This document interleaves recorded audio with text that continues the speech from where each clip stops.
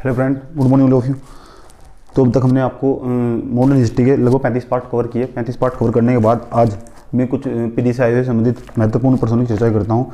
प्रश्न की चर्चाएं के अंतर्गत आप देखिएगा इसके अंदर कितने महत्वपूर्ण प्रश्न आपको दिखाई देंगे। यानी जो पिछले साल की विगत परीक्षाओं में इस तरह के जो दो टॉपिक हमने कवर किए, एक महात्मा गांधी की रणनीति और विचार क्या थे, यानी जिसके अंतर्गत हमने खेड़ा आंदोलन, खेड़ा चंपारण और अहमदाबाद आंदोलन ये सब कवर किए। उसके बाद हमने सत्याग्रह से संबंधित रोल एक्ट और जलियांवाला बाग हत्याकांड और असहयोग आंदोलन को मुख्य रूप से कवर किया। उसके बाद इससे संबंधित पेपर में जितने पीडी के पेपर में जितने क्वेश्चन आए हुए हैं उनकी चर्चा करेंगे और कुछ में उसके बाद हम आपको 7 से 8 पर्सन कुछ मेंस की परीक्षा के लिए देंगे। आपसे लिखिएगा और हमारे व्हाट्सएप नंबर सेंड करिएगा, समझे। अब देखिए पहला प्रश्न कितना आसान प्रश्न है। देखिए पीसीएस में आया, यूपी पीसीएस का प्रश्न है ना। यूपी पीसीएस के प्रश्न कितने आसान प्रश्न आते हैं। करमचंद गांधी दीवान थे। करमचंद जो गांधी थे, मैंने कहा आप अगर आपने महात्मा गांधी के इंट्रोडक्शन वाला मेरा वीडियो पढ़ा होगा तो आप भली बातें से बता पाएंगे। प्रश्न पहला कि करमचंद गांधी दीवान थे। पहला ऑप्शन पोरबंदर के, राजकोट के, बीकानेर के, उपयुक्त सभी राज्यों के। आप देखिएगा पोरबंदर हो चाहे राजकोट हो चाहे आपका बीकानेर हो, ये सारे के सारे ये सभी राज्यों के दीवान थे उनके पिता। यानी महात्मा गांधी के जो पिता थे इन सभी राज्यों के दीवान थे। पता होना चाहिए। मैंने कहा अगर महात्मा गांधी का इंट्रोडक्शन अच्छी तरह देखा होगा, भली बातें देखा हो तो इनके सभी के दीवान थे, है ना। उसके बाद दूसरा प्रश्न, महात्मा गांधी के पर्दापरण से पूर्व भारत में राष्ट्रीय आंदोलन की दिशा को निम्नलिखित में से किन राष्ट्रीय आंदोलन ने प्रभावित किया। महात्मा गांधी के पर्दापरण ने पूर्व में भारतीय राष्ट्रीय आंदोलन की दिशा को निम्नलिखित में से किन अंतर्राष्ट्रीय घटनाओं पर प्रभावित किया।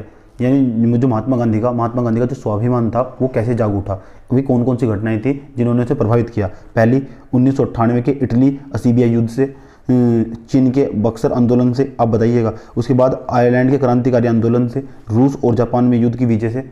आप ये चारों की चारों घटनाएं इसमें सम्मिलित थी, है ना। आप ध्यान से सुनिए, मेरे का प्रश्न को बार बार रिपीट करके सुनिएगा और अपने जो नोट्स हैं उसमें मेंशन करते जाइएगा। उसमें लगभग आपको 50 से 60% लिखने ही होंगे, ताकि आप जब भी इस टॉपिक को स्टडी करें और आप उसकी जो आपने टॉपिक स्टडी किया है उसे भली बातें समझने के लिए उसको अप्लाइड सीख सके, समझे। आपको इस तरह के प्रश्न नोट करने होंगे। उसके बाद अगला प्रश्न देखिए, तीसरा नंबर का प्रश्न, दक्षिण अफ्रीका में रहने की अवधि में, यानी जब महात्मा गांधी दक्षिण अफ्रीका में रह रहे थे अवधि में महात्मा गांधी ने निम्नलिखित में से जिस पत्रिका का प्रकाशन किया उसका नाम क्या था। देखिए ये भी यूपी पीसीएस का प्रश्न है। यानी महात्मा गांधी जब दक्षिण अफ्रीका की धरती पे थे उन्होंने उनके द्वारा कौन सी पत्रिका का प्रकाशन किया गया उसका नाम बताना है। ये मैंने आपको भली बात विगत क्लास यानी 35 पार्ट्स पहले जो क्लास ली गई है उसके अंतर्गत मैंने भली बात आपको समझाया है। कौन कौन सी पत्रिका थी आइए बताते हैं। महात्मा गांधी के द्वारा कौन सी पत्रिका का प्रकाशन हुआ। नंबर ए, इसमें ऑप्शन दिया है नवजीवन। क्या नवजीवन? नहीं। उसके बाद B option India gazette, C option Afrikaner, D option Indian opinion. मैंने आपको बताया था भली बात है कि आप जानते हैं इसे, हमने आपको बताया था कि इंडियन ओपिनियन दक्षिण अफ्रीका की धरती से महात्मा गांधी के द्वारा अनेक प्रकार के लेख लिखे गए और उन लेखों के द्वारा अपनी भावना को व्यक्त किया गया और बताया गया यहाँ किस तरह की असमानता है। इस असमानता को खत्म करने के लिए महात्मा गांधी ने अनेक प्रकार के लोगों को जागरूक करने के लिए अनेक प्रकार के लेख लिखे। उसके लिए उन्होंने एक अखबार निकाला था, उसका नाम था इंडियन ओपिनियन, समझे। फोनिक्स फॉर्म कहाँ है? फोनिक्स फॉर्म कहाँ है? पहला ऑप्शन सूरतगढ़, दूसरा एसेक्स इंग्लैंड, डबरन या कंपाला। आप देखिएगा जो हमने आपको बताया फिनिक्स फोरम कहाँ है, ये दक्षिण अफ्रीका में है। दक्षिण अफ्रीका इसमें लिखा हुआ है, समझे। खुद थोड़ा बहुत साइंस भी लगाना पड़ता है।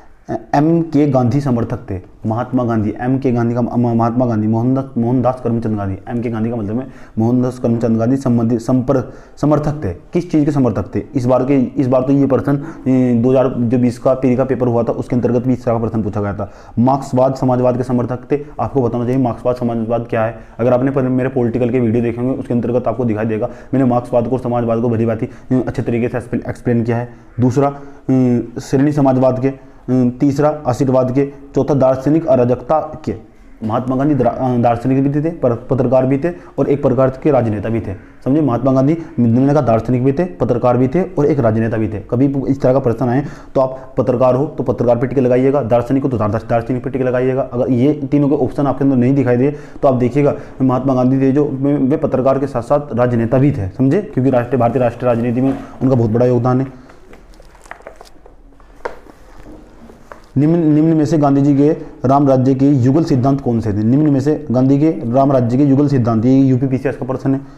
गांधी के राम राज्य के युगल सिद्धांत, नंबर ए छुआछूत की समाप्ति, तथा नसबंदी, नंबर बी सत्य तथा हिंसा है, नंबर सी खादी तथा चरखा, नंबर डी सही लक्ष्य और सही उपाय। आप बताइए इसमें कौन सा ऑप्शन होगा। मैंने आपको बता, महात्मा गांधी का कोई सा भी आंदोलन हो वो सत्य और हिंसा से अपवाद नहीं है। जब भी हिंसा होती थी तो महात्मा गांधी उस आंदोलन को स्थगित कर देते थे। मैंने आपको बताया था बारदोली प्रस्ताव के द्वारा किस तरह ऐसा आंदोलन स्थगित कर दिया गया था, ये आपको पता होना चाहिए। उसके बाद गांधी जी की दृष्टि में अहिंसा का क्या अर्थ है। आप देखिए गांधी की जो दृष्टि है उसमें अहिंसा का अर्थ पूछ लेगा है पेपर में, ये भी यूपीपी से पर्सन है। मैं आपको बताना चाहता हूँ इन पर्सनों के माध्यम से पर्सन कितने आसान होते हैं। अगर आप मेरे द्वारा जो टॉपिक पढ़ाए जा रहे हैं उन्हें भली बात ही अच्छे तरीके से कम से 3 से 4 बार वीडियो देखकर उसे बार बार स्टडी करते हैं तो याद रखिएगा आपका भी पर्सन नहीं छूटेगा, है ना। कोई से वन डे एग्जाम तो बहुत आसानी होगा। गांधी जी की दृष्टि में अहिंसा का अर्थ बताइए। सत्य, अहिंसा का अर्थ गांधी जी की दृष्टि में अहिंसा का क्या अर्थ है। सत्य की प्राप्ति का रास्ता, नंबर बी राजनीतिक स्वतंत्रता प्राप्ति का रास्ता, नंबर सी स्मरण एवं एकमात्र रास्ता, नंबर डी आत्म विलीनीकरण। ये आपको बताना होगा, है ना। इस 7वें नंबर का प्रश्न था, आपको बताना है इसका अहिंसा का क्या मतलब होगा। सत्य की प्राप्ति का रास्ता ही अहिंसा कहलाता है ना, ये पता होना चाहिए आपको। गांधी जी के संदर्भ में निम्नलिखित में से कौन सा सही है। नंबर ए हमने आपको बताया, नंबर ए गांधी के संदर्भ में निम्नलिखित में से कौन सा सही है। मैंने कहा महात्मा गांधी को आपने अच्छे तरीके से स्टडी किया है तो उसके बाद इस तरह के प्रश्नों का उत्तर देने की स्थिति में आप होंगे। नंबर ए गांधी के संदर्भ में निम्नलिखित में से कौन सा सही है। 8वां प्रश्न मेरा है, बिना मार्क्सवाद के मार्क्सवादी, बिना समाजवाद के समाजवादी, बिना व्यक्तिवाद के व्यक्तिवादी, समाजवादियों में एक व्यक्तिवादी और समाजवादियों में एक मार्क्सवादी, समाजवादियों में एक व्यक्तिवादी और समाजवादियों में एक व्यक्तिवादी और समाजवादियों में एक मार्क्सवादी। ये महात्मा गांधी का अप्रोच था, आप पढ़िएगा। उसके बाद गांधी की सत्याग्रह रणनीति में निम्नलिखित में से किसे सबसे अंतिम स्थान प्राप्त है। नंबर ए बहिष्कार। जब महात्मा गांधी आंदोलन करते थे तो सबसे पहले क्या करते थे, जब अंतिम समय रहा करता था, जब अंग्रेजी उनकी बात नहीं मानते थे तो वे क्या रणनीति अपनाते थे। नंबर ए आप बताइएगा, बहिष्कार करते थे, बहिष्कार तो सबसे पहले करते थे। नंबर बी धरना देते थे, जब आंदोलन करते धरना तो नहीं होता है आंदोलन करना। उसके बाद उपवास करते थे, उपवास या फिर हड़ताल। हड़ताल उनकी सबसे अंतिम कड़ी थी, है ना, आपको बताना चाहिए। तो डी ऑप्शन पर निशान लगाना था। ये लोअर पीसीएस के मेंस में आए 2013 में, समझे। 9% मैंने स्टडी 9% आपके साथ डिस्कस किए, मैं कुछ मेंस के पर्सन भी आपके साथ डिस्कस करूंगा। उसके बाद गांधी के सिद्धांत के अनुसार निम्न में से कौन सा एक कथन सही है। नंबर ए सत्याग्रह का उद्देश्य शत्रु को पराजित करना है। गांधी जी के सिद्धांत के अनुसार निम्न में से कौन सा एक कथन सही है। सत्याग्रह का उद्देश्य शत्रु को पराजित करना है, सत्याग्रह का उद्देश्य शत्रु को पराजित करना है। नंबर बी सत्याग्रह का सत्र अहिंसा है। सत्याग्रही को अपने संकल्प में दृढ़ विश्वास होना चाहिए। सत्याग्रही के विरोधियों के प्रति द्वेष भावना नहीं रखना चाहिए। आप बताइए इसका आंसर क्या होगा। मैंने बताया सत्याग्रह वाला इसका आंसर होगा। मेरे जितने जो पार्ट पढ़ाए गए हैं, अगर उनका जो डाटा आपके पास पहुंचा है ना वीडियो के माध्यम से, अगर आपके पास वो लिखित रूप में है, उसके बाद आप पर्सन को करने के बाद बैठिएगा, आप देखिएगा सारे के सारे पर्सन आराम से प्यार के साथ हो जाएंगे, समझे। कितना भी हार्ड पर्सन हो और कैसा भी पर्सन हो, आप पर्सन के लगभग ऑप्शन को कैंसिल करते करते उसके सारे वहाँ पहुँच जाएंगे। गांधी जी के अनुसार हिंसा का क्रूरतम रूप क्या है। गांधी जी के अनुसार हिंसा का क्रूरतम रूप क्या है। नंबर ए गरीबी का स्थायित्व, नंबर बी गोवध, नंबर सी मानव हत्या, महिला और बच्चों का उत्पीड़न। आप बताइए इसका मतलब है गरीबी का अस्थायित्व, यानी गरीबी बढ़ती है हिंसा करने से। आप देखिएगा ये महात्मा गांधी का अप्रोच था। गांधी ने परिवार के नियोजन हेतु क्या तरीका बताया।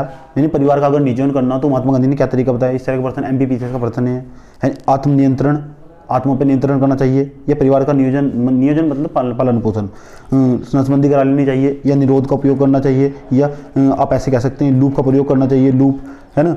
आप इस तरह तो गांधी जी ने परिवार नियोजन हेतु सर्वोत्तम उपाय आत्मनियंत्रण यानी सेल्फ कंट्रोल बताया, है ना। उसके बाद महात्मा गांधी दक्षिण अफ्रीका में से भारत किस वर्ष लौटे। देखिए इतना आसान प्रश्न, ये भी पीसीएस में पूछा हुआ है। कब लौटे थे, 1915 में। ये तो पूछना ही चाहिए था। गांधी जी दक्षिण अफ्रीका में कितने वर्ष रहे, ये भी आपको पता है। मैंने आपको जो इसकी इंट्रोडक्शन दिया था, मैंने कहा लगभग 21 वर्ष तक दक्षिण अफ्रीका में रहते। तो इसमें पहला ऑप्शन दिया 20, दूसरा 21, तीसरा 16, चौथा ऑप्शन दिया है 15 वर्ष।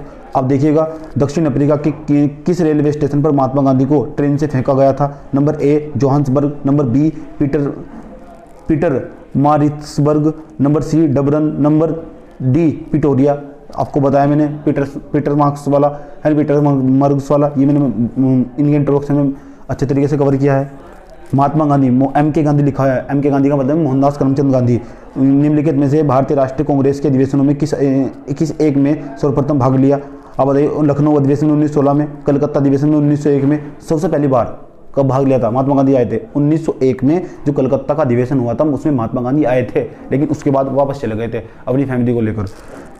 उसके बाद अभी 4% और स्टडी करूंगा ताकि आपको बता सकूं, है ना। उसके बाद में मेंस के पर्सन बताऊंगा, आप लिखिएगा और देखिएगा। मैंने कहा नोट्स को बार बार पढ़िएगा। आपके पास अगर बुक हो, घटना चक्र की बुक आती है, उसे देखिएगा, उसमें उसका डाटा यूज़ कर रहा हूँ यहाँ, ताकि आपको बता सकूं, है ना, बता सकूं कि कितने आसान प्रश्न आता है। आप भी कर सकते हैं अगर मेरे द्वारा जो वीडियो पढ़ाए जा रहे हैं उसे अच्छी तरीके से देखिएगा तो प्रश्न सारे हो जाएंगे। भारत के स्वतंत्रता आंदोलन के दौरान महात्मा गांधी द्वारा स्थापित साबरमती आश्रम नगर के बाहर स्थित है। Number A Gandhinagar, number B Ahmedabad, number C Rajkot, number D Wardha. इसका उत्तर होगा अहमदाबाद। महात्मा गांधी ने अहमदाबाद के निकट साबरमती के किनारे एक आश्रम बनाया। इसे कहा जाता है नंबर ए स्वाध्याय आश्रम, नंबर बी हरिजन आश्रम, नंबर सी सत्याग्रह आश्रम, नंबर डी स्वराज आश्रम। इसे कहा जाता है सत्याग्रह आश्रम। ये सत्याग्रह सभा आश्रम मैंने आपको बताया था। महात्मा गांधी के संबंध में निम्नलिखित आश्रमों में से कौन सा सबसे पुराना है? अब देखिएगा, A Sabarmati, number B Phoenix, number C Wardha, number D Sadaqat. जो फिनिक्स से ये आश्रम सबसे पुराना है, जो अफ्रीका में बनाया गया था। डी अब आप देखिएगा 20वां प्रश्न, गांधी जी ने सर्वोधर्म कहाँ अपनाया था? Number A Mumbai, number B Shanti Niketan, number C दक्षिण अफ्रीका, नंबर डी पुणे। आपको पता होना चाहिए कहाँ अपनाया था। इसका उत्तर होगा क्या? दक्षिण अफ्रीका। इस तरह के प्रश्न आप दिए। मैंने कहा घटना चक्र की एक बुक आती है, जो मेरे द्वारा डाटा पढ़ा जाता है, उसे जाइए उस बुक में देखिए, और बुक में देखिएगा तो आप पाइएगा, आपके सारे प्रश्न हो जाएंगे। अब कुछ मेंस के प्रश्नों की चर्चाएँ करते हैं, है ना। मेंस के जो प्रश्न होते हैं, मेंस के कुछ प्रश्नों की चर्चाएं करते हैं। मैं आपको प्रश्न बोलूँगा, आप लिखिएगा और इन्हें लिखने की प्रैक्टिस कीजिएगा। पहला, ये सारे प्रश्न सिविल की परीक्षा में जो 2 टॉपिक मेरे द्वारा पढ़ाए गए हैं पिछली कक्षाओं में, उनसे संबंधित जो प्रश्न पेपर में। तो हमने कहा अब आपको हम मेंस के प्रश्नों की आंसर राइटिंग के बारे में कुछ बात करेंगे। तो आप लिखिएगा आंसर राइटिंग में 1917 में के चंपारण सत्याग्रह के उद्भव को 1917 के चंपारण सत्याग्रह के उद्भव को रेखांकित करो। भारतीय राजनीति में गांधी जी के उद्भव को रेखांकित करो। उनका सत्याग्रह दर्शन क्या है? जैसा भी लिखिए, जैसा भी लिखा जाता है, थोड़ा थोड़ा लिखिए, चाहे आपका आधा घंटा लगे, लेकिन लिखिएगा। मैं आपको 7 से 8% देता हूँ, तो लिखिएगा, प्रैक्टिस कीजिएगा। ये सिविल में कुछ महत्वपूर्ण प्रश्न है। उसके बाद दूसरा प्रश्न आप चाहिएगा तो मैं आपको उनका आंसर शीट भी प्रोवाइड करा सकता हूँ। अब मुझे व्हाट्सएप नंबर पर कॉल कर दीजिएगा, मेरे डिस्क्रिप्शन बॉक्स में मिल जाएगा मेरा नंबर। खिलाफत आंदोलन के उद्देश्य एवं लक्ष्यों की चर्चा करें और यह कहाँ तक सफल रहा। खिलाफत आंदोलन के उद्देश्य एवं लक्ष्यों की चर्चा करें, यह कहाँ तक सफल रहा। उसके बाद तीसरा प्रश्न, क्या आपके विचार में खिलाफत आंदोलन को गांधी जी के समर्थन ने उनके धर्म निरपेक्ष साख पर बट्टा लगा दिया? यानी क्या आपके विचार में खिलाफत आंदोलन को गांधी जी के गांधी जी के समर्थन ने उनके धर्मनिरपेक्ष साख पर बट्टा लगा दिया? वो बाद में की घटनाओं के परिप्रेक्ष्य में चर्चा कीजिए। देखिए, गांधी जी ने असहयोग खिलाफत आंदोलन को किस तरह असहयोग आंदोलन बदल दिया, यानी एक राजनीतिक आंदोलन जो अंतर्राष्ट्रीय आंदोलन था, जो मतलब एक धर्म का आंदोलन, धार्मिक आंदोलन था, गांधी जी की धर्मनिरपेक्षता की साख पर बट्टा लगाया। आपको इसकी चर्चा करनी है, आप बताइएगा, जैसा भी वो लिखिएगा, है ना। उसके बाद लगभग 1 से 1.5 पेज लिखने की कोशिश करिएगा। अगला प्रश्न लिखिए, वर्तमान समय में गांधी जी के विचारों का महत्व पर प्रकाश डालिए। 2018 में आया है आपको ये प्रश्न।